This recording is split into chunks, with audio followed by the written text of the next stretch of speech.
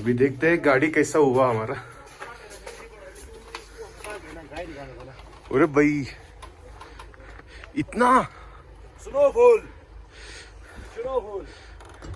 अभी जो विंटर था, विंटर में इतना नहीं गिरा। इस साल नहीं गिरा, इस साल का सब ज्यादा है। मतलब जो कल रात है ये ज्यादा। अरे बाप रे, मतलब 1.5 फीट है वो, 10 8-9 इंच। अरे बाप रे। अरे कल रात को आप बोल रहे हैं ना 4-5 इंच ही रह सकता है। पड़े नहीं, इस साल 3-4 साल हो गए बर्फ इतना ज्यादा पड़ा ही नहीं। अरे बाप ज्यादा पड़ा इस साल का ये पहली बार है। बाप रे बाप रे, सही है सही।